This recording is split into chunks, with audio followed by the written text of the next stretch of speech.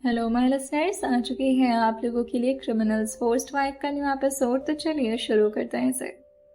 इस वक्त ईश्वी ने गाना गाकर जिस तरह से दक्ष को अपनी तरफ अट्रैक्ट किया था वो काफी ज्यादा मुश्किल हो रहा था दक्ष के लिए, और किस तरह से वो खुद को कंट्रोल कर रहे थे ये सिर्फ उन्हें ही मालूम था। वहीं वो ईश्वी से कहते हैं सो जाते। ईश्वी भी अपना सर जल्दी जल्दी हाँ में हिलाती है क्योंकि वो तो पहले से ही बहुत ज्यादा घबरा रही थी, और वो कहती है हाँ हाँ हाँ सो जाते हैं। और वो तुरंत ही अपना चेहरा दूसरी तरफ मोड़ कर सो जाती है। दक्ष ने भी करवट को दूसरी तरफ कर लिया था ताकि उन दोनों में कोई टेंशन ना बने, लेकिन उसके बावजूद भी न दक्ष को नींद आ रही थी और ना ही ईश्वी को। आज दोनों की आंखों में नींद कहीं दूर दूर तक भी नजर नहीं आ रही थी। वह ईश्वी जो अपनी करवट बदलकर सीलिंग की तरफ देखती है और उसकी सांसें जो थमने का नाम नहीं ले रही थी वो इतना तेज तेज ब्रीथ कर रही थी कि पूरे कमरे में उसकी सांसों की आवाज तक सुनाई दे रही थी। थोड़ा देर तो दक्ष ने दूसरी तरफ करवट किया हुआ था, लेकिन उसके बाद वो भी अपने चेहरे को मोड़कर सीलिंग की तरफ कर लेते हैं। उनका एक हाथ जो इस वक्त उनके सर के पीछे टिका हुआ था और वहीं दूसरा हाथ जो कि इस वक्त ईश्वी की तरफ था वो बेड पर था। ईश्वी अभी इधर उधर हो ही रही थी कि तभी गलती से ईश्वी और दक्ष के फिंगर टिप्स टच हो जाते हैं। ऐसा नहीं था कि कभी उन दोनों के बीच कभी कोई फिजिकल कांटेक्ट ना बना हो, लेकिन आज के फिजिकल कांटेक्ट कुछ अलग था। एक फिंगर टिप के टच होने से भी न जाने क्यों ईश्वी को काफी करंट जैसा महसूस हो जाता है अपनी बॉडी में, और वो तुरंत ही अपने हाथ को जल्दी से अपने पेट पर रख देती है और दूसरे हाथ को भी एक दूसरे के साथ रब करने लगती है। फिर वो कभी अपनी उंगलियों के साथ खेलती तो कभी अपने बालों के साथ, कभी वो सीलिंग को घूरने लगती और अपने आप से ही कहती वैसे डिजाइन तो काफी अच्छा है सीलिंग का, फैन अगर इधर होता तो ज्यादा मजा आ जाता। दक्ष भी उसकी हालत को और उसकी हरकतों को समझ पा रहे थे और वो भी सीलिंग की तरफ देखते हुए कहते हैं नहीं, जहां है परफेक्ट है। ईश्वी जो हल्का सा हंसते हुए कहते हैं हाँ ये भी सही है, जहां है वहां परफेक्ट ही है। आपको ठंडी तो नहीं लग रही? दक्ष कहते हैं तुम्हें लग रहा है इस वक्त ठंडी लगने की हालत होगी मेरी? जब ब्लड का सर्कुलेशन तेज होता है तो बॉडी का टेम्परेचर बढ़ जाता है। मैं इस बात पर ईश्वी जो पूछती है आपकी तबीयत बिगड़ गई है जो आपका बॉडी टेम्परेचर बढ़ रहा है? वहीं इस बात पर दक्ष ने अपने करवट को ईश्वी की तरफ मोड़ लिया था, जिससे ईश्वी की मुश्किलात और ज्यादा बढ़ चुकी थी और वो अपनी आंखें जोर से बंद करती है, लेकिन फिर अपने आप से ही कहती है कोई बात नहीं, इट्स ओके, काम डाउन, कोई फर्क नहीं पड़ता तुझे। और क्या हुआ, वो तो दूर ही है ना। वहीं दक्ष उसका जवाब देते हुए कहते हैं ये तुम पूछ रही हो, इस हिसाब से तो तुम्हारी भी तबीयत बिगड़ी हुई है। ईश्वी जो अपना कंधा उचकाते हुए कहती है नहीं, मेरी नहीं बिगड़ी है। वहीं दक्ष जो अपने 2 फिंगर्स को ले जा करके ईश्वी के गालों पर टच कराते हुए कहते हैं पर बॉडी टेम्परेचर तो तुम्हारा भी काफी ज्यादा है, तुम्हें क्या हो रहा है? अब ईश्वी थोड़ा सोच में पड़ गई थी, इसका वो क्या जवाब देती। उसके हाथ जो एक दूसरे के साथ ही लगातार खेले जा रहे थे, वो कभी अपने नेल्स को अपने दूसरे हाथ पर चुभाती तो कभी अपने दोनों हाथ के फिंगर टिप्स को एक साथ मिलाते हुए अपनी घबराहट को छुपाने की कोशिश करती।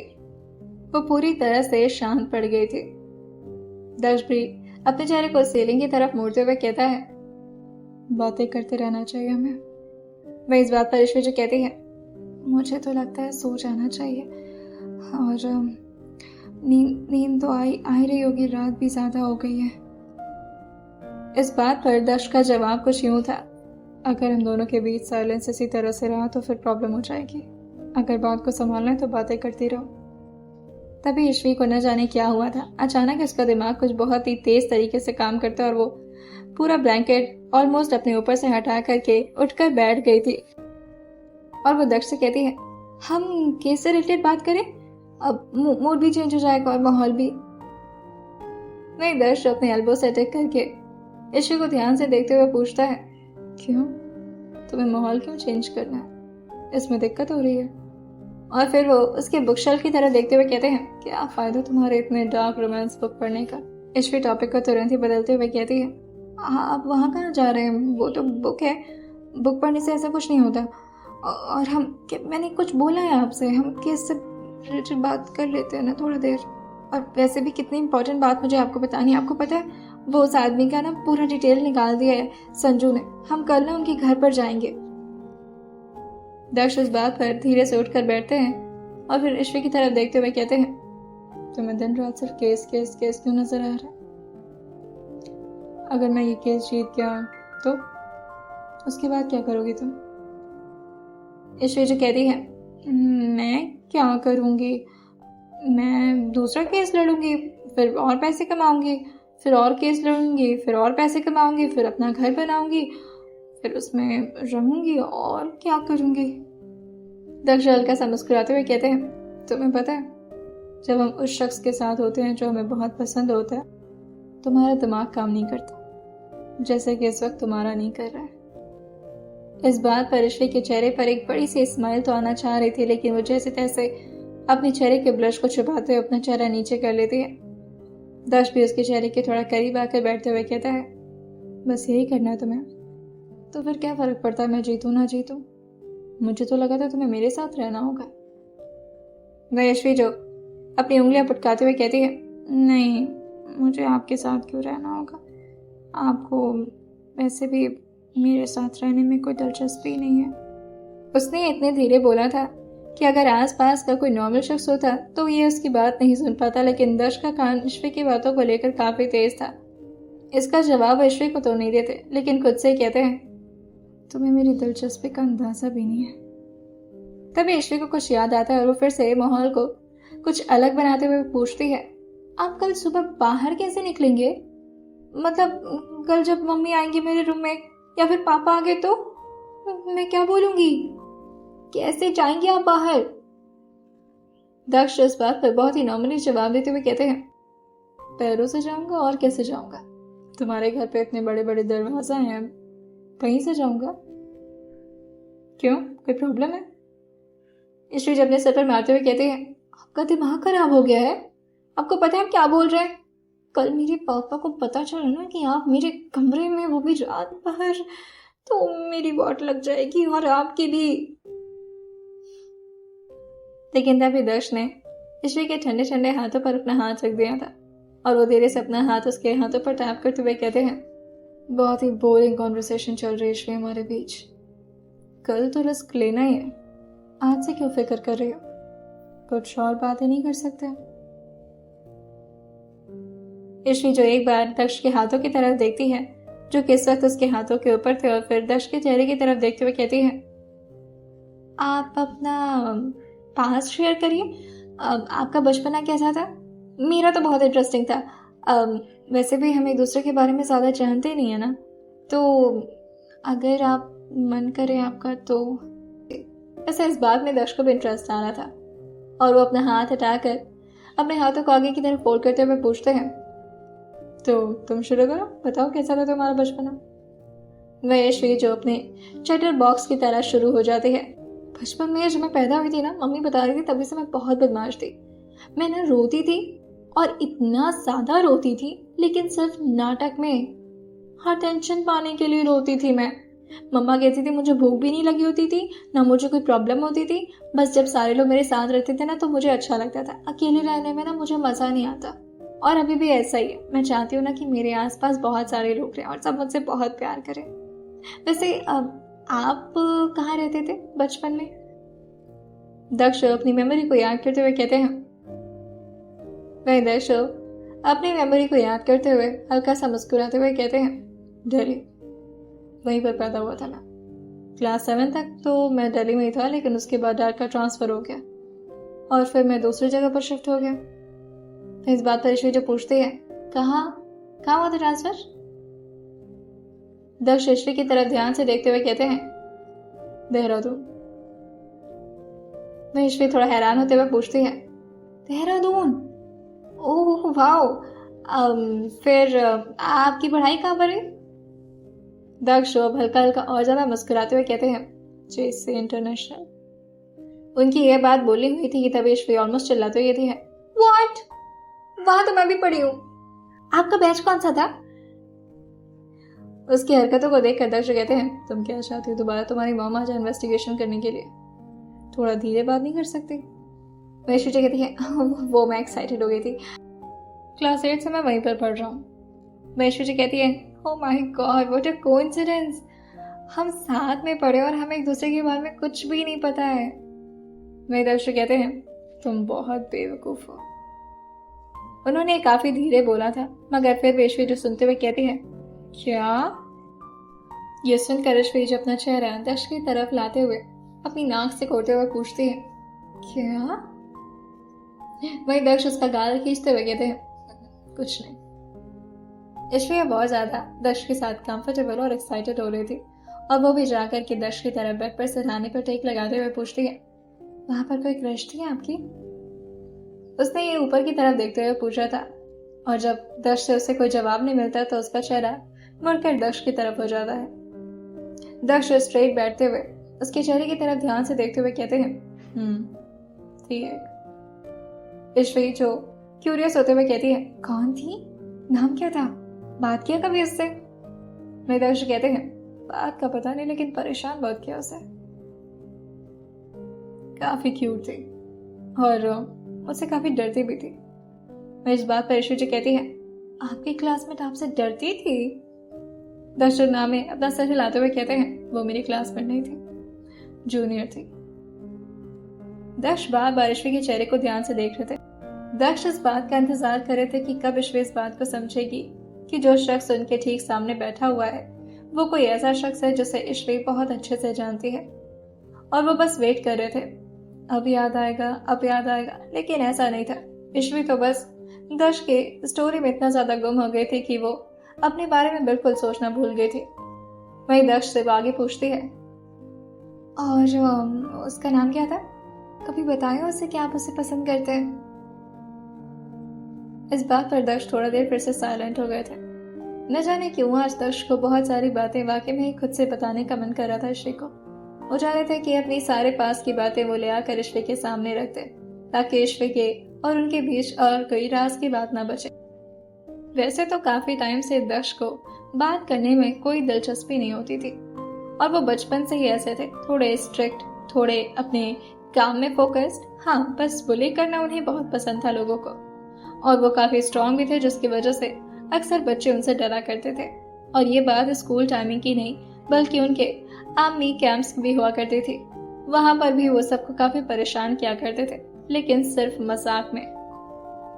ईश्वरी के एक एक सवाल होते जा रहे थे और दक्ष उसका जवाब देते जा रहे थे, लेकिन फाइनली ईश्वरी कुछ भी नहीं समझ पाती और फिर दक्ष को खुद से ही कहना पड़ता है स्कूल में मेरा नाम विद्युत था। ईश्वरी जिसकी आंखें अब थोड़ी थोड़ी भारी हो रही थी और वो दक्ष के कंधे के पास आकर अपना सर टिकाते हुए कहती है ओह विद्युत, काफी अच्छा नाम। क्या? विद्युत सिंह राठौर। दक्ष अपना सर हाँ मिलाते हुए कहते हैं और फिर उन्होंने भी अपना चेहरा घुमाकर ईश्वरी की तरफ कर लिया था। अब ईश्वरी की बॉडी में एक अलग सी एनर्जी आ गई थी और वो तुरंत ही बेड से उतरकर उनके ठीक सामने आकर खड़े होते हुए कहती है विद्युत भैया। जैसे ही दक्ष ने यह सुना था वो एक पिलो लेकर ईश्वरी के मुंह पर मारते हुए कहते हैं पागल हो गई हो क्या तुम, भैया बुलाओगे मुझे? मैं इस बात पर ईश्वरी जी कहती है नहीं नहीं, आप वो है जो मेरा गाल खींच करके भाग जाते थे, मेरा टिफिन भी ले लेते थे, मुझे रुलाते थे, वो है आप? दक्ष इस बात पर हल्का सा अपना सर हाँ मिलाते और फिर हंसते हुए अपने कान को अपने हाथों से पकड़ते हुए कार्विंग करते हुए कहते हैं सॉरी। अब बार ईश्वरी की पिलो फेंकने की थी और वो भी उनके सर पर और उस पिलो को मारते हुए कहती है हाँ, बहुत ही ज्यादा बुरे इंसान थे, आपको पता भी है। मेरा टिफिन हमेशा गायब करवा देते थे, अपने दोस्तों के साथ शेयर करते थे और फिर मुझे चिढ़ाते भी थे। मैं हमेशा पापा से आपकी शिकायत करती थी, लेकिन मेरे पापा को तो जैसे कोई फर्क ही नहीं पड़ता था। वो समझते थे कि आप बहुत अच्छे इंसान हैं क्योंकि आप पढ़ने में तेज थे ना, इस वजह से। और वो कहते थे कि वो तुम्हारा सीनियर है, तुम्हें उससे कुछ सीखना चाहिए। मेरे दर्श उसको अपने पास बुलाते हुए कहते हैं अच्छा ठीक है, हो गया। वैसे भी जितना परेशान होने तो मैं किया है, तुमने उसका बदला भी तो ले ही लिया ना ऑलमोस्ट। मेरी चीजें पूछती है मैंने बदला लिया? मैंने कहा भी आपको तंग किया है? तंग करने की बारी तो अब आती है। अब देखिएगा आपकी नाक में दम करके रख दूंगी। हाँ, और मुझे आप पर प्यार आ रहा था। वह इस बात पर दक्ष अपना कान आगे बढ़ाते हुए कहते हैं, क्या क्या कहा तुमने? वैशिष्टि कहती है, कुछ नहीं, बस ये कह रही थी कि आप जाकर के काउच पर सोइए। मैं दक्ष ईश्वी के गुस्से को देखकर कहते हैं, अच्छा बाबा सॉरी बोला तो अब क्या करूं, तुम्हें रुलाने में मजा आता था, तुम रोती थी तो अच्छा लगता था, आवाज इतनी प्यारी थी और रोते हुए तुम्हारा गाल पूरी तरह टमाटर हो जाता था। So I just wanted to make you cry. मैं इस बात पर ईश्वी कहती है, आप अभी भी रुलाना चाहते हैं मुझे? दक्ष अपना सिर हाँ मिलाते हुए कहते हैं, मुझे अच्छा लगेगा अगर तुम मेरी वजह से रो तो। ईश्वी जो जाकर के दक्ष के ठीक सामने आकर बैठती है और उनके गालों को खींचते हुए कहती है, ओह तो आप मुझे रुलाना चाहते हैं? कैसे रुलाना चाहते हैं मुझे? मारना चाहते हैं, पीटना चाहते हैं मुझे, या फिर दोबारा से मुझे बुली करना चाहते हैं, या फिर मुझे चढ़ाना चाहते हैं? लेकिन अब दक्ष भी अपनी पूरी एनर्जी को दिखाते हुए उसे बेड पर ऑलमोस्ट लेटा दिए थे और उसके ठीक ऊपर आकर कहते हैं, इतनी कुछ करने की जरूरत है नहीं मुझे, वैसे तुम कहो तो आज रात तुम्हें रुला कर दिखाओ। जैसे दक्ष की ये बात ईश्वी के कानों में पड़ी थी, वो तुरंत ही अपने हाथों में अपना चादर समेटते हुए कहती है, नहीं अगर आवाज नीचे गई तो प्रॉब्लम हो जाएगी, मम्मा पापा का कमरा ठीक मेरे कमरे के नीचे है, प्रॉब्लम बहुत बड़ी हो जाएगी और पता चल जाएगा सबको। उसकी आवाज सुनकर दक्ष जो उसके कान के पास आते हुए कहते हैं, क्यों तुम इतना चिल्लाने वाली हो? ईश्वी जो अपनी पलकें उठाकर धीरे से दक्ष की तरफ देखते हुए कहती है, आवाज तो होती है ना उसमें, मैंने तो यही सुना है। मैं दक्ष ईश्वी के बालों पर धीरे से अपना हाथ फेरते हैं और फिर अचानक से उसके बालों की एक लट को अपने हाथों में घुमाते हुए कहते हैं, बाल खींचने में आवाज कैसे होती है ईश्वी? अब ईश्वी कुछ समझ पाती तब तक उसके बाल का एक छोर जो कि काफी तेज कचाया था और वो तुरंत ही गुस्सा करते हुए कहती है, बाल छोड़िए मेरा। वही दक्ष उसके दोनों हाथों को अपने हाथों के बीच फंसाते हुए कहते हैं, क्या हो गया, दर्द हो रहा है? वैश्वी जो कहती है, बचपन में भी इसी तरह से मेरी चोटी खींच लिया करते थे, मैं कितना रोती थी। आपको शायद पता नहीं है लेकिन कोई मेरा बाल टच करता है ना तो आई जस्ट हेट इट, मन करता है उसके हाथ तोड़ दूं मैं, मुझे अपने बाल से बहुत प्यार है। मैं दक्ष कहते हैं, बाल खींचने में वैसे आवाज नहीं आती है, तुम किस बारे में बात कर रही थी? ईश्वी जो इसका जवाब ना देने का बहाना करते हुए दूसरी तरफ अपना करवट मोड़ते हुए कहती है, मुझे नींद आ रही है और आप यहाँ नहीं सोइए, आप जाकर के काउच पर सोइए। दक्ष काउच की तरफ देखते हुए कहते हैं, वो तो काफी पतला है, मैं नहीं सो पाऊंगा उस पर। वैश्वी जो कहती है, वो मुझे नहीं पता, बस मुझसे दूर रही है और मुझे आप पर बहुत गुस्सा आ रहा है। मैं आपका केस लड़ रही हूँ जिसने बचपन से मुझे इतना तंग किया, मैं कितनी बड़ी बेवकूफ हूँ। पहले पता होता ना कि आप वो शख्स हैं तो कितने बुरे हैं आप। और इस वक्त वो काफी ज्यादा आग बबूला हो रखी थी। तभी दक्ष उसके कान के पास आते हुए कहते हैं, पूछो कि नहीं मेरी क्रश कौन थी? मेरे क्रश का भी जब मैं बाल टच करता था तो उसे भी बहुत गुस्सा आता था, बिल्कुल तुम्हारी तरह। मैं इस बात पर ईश्वी पीछे मुड़ते हुए कहते हैं, ये बात आप मुझे क्यों बता रहे हैं? जा करके उस डायन को बताइए। इस बात पर दक्ष हल्का सा हंसते हुए कहते हैं, डायन क्यों? तुम्हें क्या लगता है मेरी क्रश डायन थी? नो वे, वो बहुत क्यूट थी।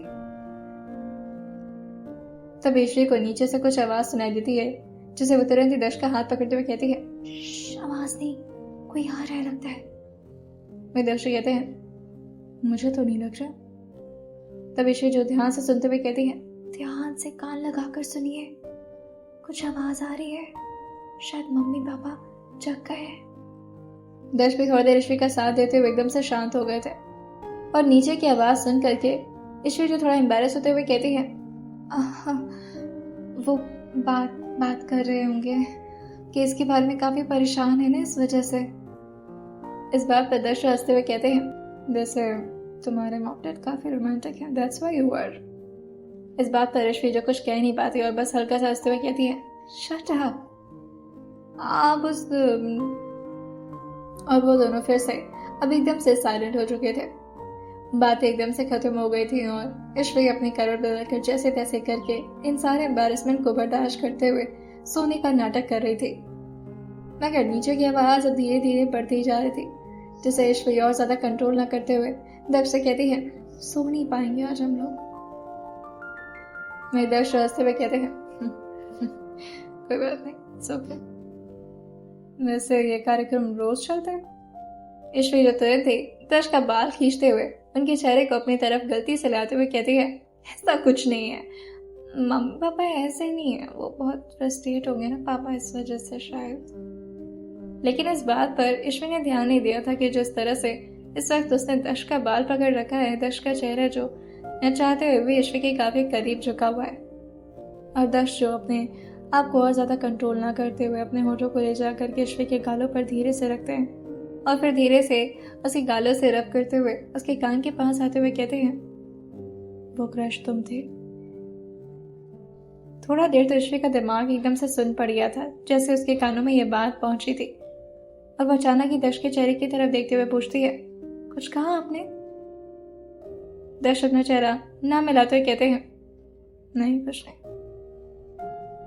लेकिन ईश्वरी ने तो ये बात सुन ली थी, जिसकी वजह से अब दोनों के चेहरे पर हल्की हल्की स्माइल थी और वो दोनों अगल बगल बस अपने चेहरे को सीलिंग की तरफ किए हुए लेट गए थे। पूरी रात ऐसे ही बीत जाती है, बिना कुछ बोले, बिना कुछ सुने। जितनी बातें हुई थी ये लगभग 2 से 3 घंटे में खत्म हो गई थी। बाकी के पूरी रात के 3 घंटे जो इसी तरह से शांति से गुजर गए थे, और फिर धीरे धीरे सुबह का धूप जो ईश्वरी के चेहरे पर पड़ना शुरू होता है, तब जाकर के उसकी आंखें खुली थी।